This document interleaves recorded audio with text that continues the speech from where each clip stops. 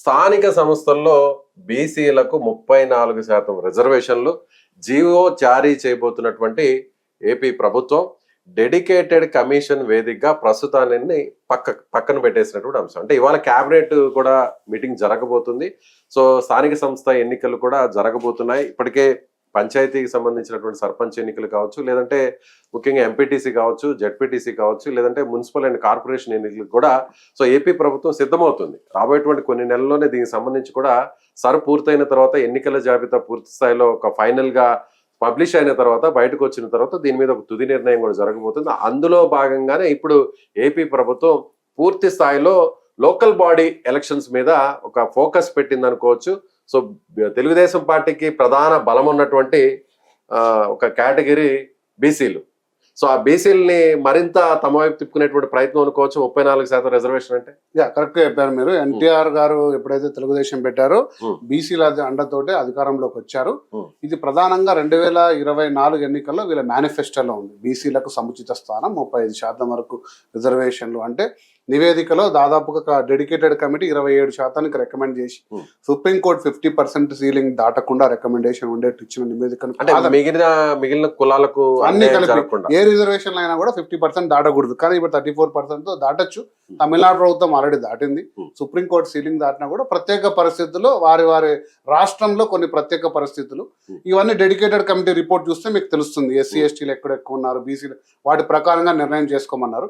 ఏదేమైనా కూడా మేనిఫెస్టోలో పెట్టిన ఒక అంశాన్ని వివాదం లేకుండా ఏపీ కేబినెట్ కానీ ఏపీ అసెంబ్లీలో చట్టం చేసి ఇప్పుడు అంటే 2-3 నెలల్లో రాబోతున్నాయి స్థానిక సంస్థ ఎన్నికలు, పట్టణ తర్వాత సర్పంచ్ ఎన్నికలు రాబోతున్నాయి. వాటిలో రావడం అంటే తెలుగుదేశానికి డెఫినెట్ గా మేనిఫెస్టో అంశాన్ని ఇంప్లిమెంట్ చేయడమే ఒక విజయం.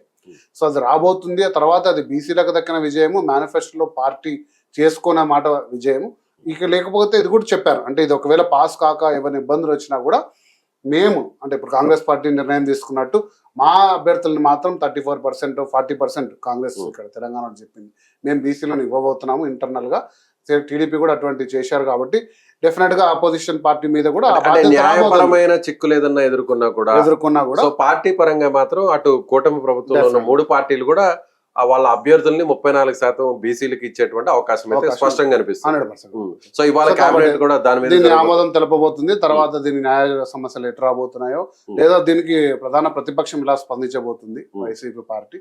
వారు కూడా దీనికి ఆమోదయోగ్యంగా లేకపోతే వారు ఇంకా ఎక్కువ అడుగుతున్నారా తక్కువ అడుగుతున్నారా అది చూసిన తర్వాత ఏదేమైనా కూడా ప్రజలందరికీ కూడా ఒక మేనిఫెస్టో అంశం ఇంప్లిమెంట్ కావడము, స్థానిక సంస్థల్లో ఇది ఎంతవరకు ప్రభుత్వానికి ఉపయోగపడుతుంది, వారికి ఇతర సమస్యలు ఏదైతే ఉన్నా వాటిని అధిగమించి ఇది ఏదైనా బలంగా మారబోతుందా లేదా అని కూడా మనం చూడాలి. సో ముఖ్యంగా చూసినట్లయితే పట్టణ స్థానిక సంస్థ ఎన్నికల్లో 33.5%, పంచాయతీరాజ్ సంస్థలకు సంబంధించినటువంటి ఎన్నికల్లో 34%. అంటే అర్బన్ కి సంబంధించినటువంటి ఎలక్షన్స్ లో ఒక 1% తక్కువ, మామూలుగా రూరల్ కి సంబంధించినటువంటి జరిగే ఎలక్షన్స్ లో ఒక 1% ని హైక్ చేశారు. అంటే ఓవరాల్ గా 34 ఓవరాల్ గా.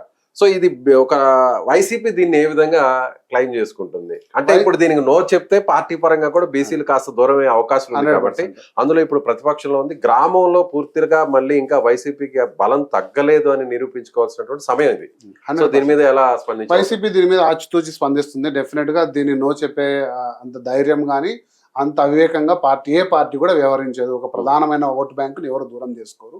ఇందులో స్పిరిచువల్ అంటే ఒకవేళ ఇది చట్టం కాకుండా పోతే అప్పుడు బాధ్యత పెరుగుతుంది ప్రతిపక్షానికి, వాళ్ళు కూడా నిరూపించుకోవాల్సిన బాధ్యత ఉంటుంది. కాబట్టి ఇందులో ఎటువంటి రాజకీయపరమైన చిక్కులు రాకపోయినా న్యాయపరమైన చిక్కులు కూడా వైసీపీ ప్రభుత్వం కల్పించకూడదు. ఎందుకంటే అది కూడా ఎవరో వెళ్ళి కేసులు వేసి ఎవరో వెళ్ళి పోరాడుతుంటే ఎవరు వెళ్తున్నారో అందరికి తెలుస్తుంది. కాబట్టి ఈ ప్రధాన ప్రతిపక్షానికి ఇది కొంచెం కూడా మింగుడుపడిన అంశం. ఏ విధంగా స్టెప్ తీసుకోవాలని ఎందుకంటే ఎంత తొందరగా చేస్తారని కూడా అనుకోండకపోవచ్చు. అంటే ఇప్పుడున్న ఎన్నికల్లో స్థానిక సంస్థలకు కాకుండా ఒక్కసారిగా బ్లోఅవుట్ అయింది, జరగలేదు, సడన్ గా వచ్చింది. కాబట్టి దీన్ని వెల్కమ్ చేస్తారని నేను కూడా అనుకుంటున్నాను. ఎందుకంటే మనం చూడాలి, ఇంకా స్పందన కూడా రాలేదు. నిన్ననే దాన్ని ప్రవేశపెట్టారు, ఈ రోజు ఆమోదం తెలపబోతుంది. తర్వాత న్యాయపరమైన చిక్కులు ఎలా ఉండబోతున్నాయా, కమిషన్ రిపోర్ట్ లో ఉండే వాటిని ఎందుకు మీరు దాటారు, ఇవన్నీ కూడా రాబోతున్నాయి. కాబట్టి మనం కొంచెం నిశ్చితంగా చూడాలి రాబోతుంది. అలాగే మిగిలినటువంటి కులాలకు కూడా వాళ్ళకి సంబంధించినటువంటి ప్రాతినిధ్యం కూడా తగ్గకుండా కూడా చూసుకోవాలి. అంటే ఇది ఓవరాల్ రిజర్వేషన్ పెరుగుతుంది. నేను చెప్పినట్టు 50% సీలింగ్ దాటిపోతుంది. Hmm.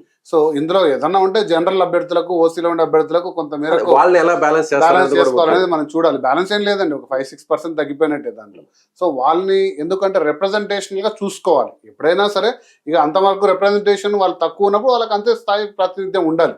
సో ఆ రిప్రజెంటేషన్ మనం మిస్ కాకుండా చూసుకోవాలి. నివేదికలో మీరు చూసుకుంటే చాలా డీటెయిల్గా ఉంటుంది. మీరు కావాలంటే ఇంబ్యాలెన్స్ బ్యాలెన్స్ ఎక్కడ బీసీలు ఉన్నారో అధికంగా అక్కడ పెట్టుకోండి, ఎక్కడైతే వీళ్ళు అధికంగా ఉన్నారో రిప్రజెంటేషనల్ పాలిటిక్స్ చేయమని చెప్పారు. బట్ ఇది ఓవరాల్గా ఇది రాజకీయ అంశం కాకుండా కూడా బీసీలకు ఒక బలంగా ఉండే అవకాశము.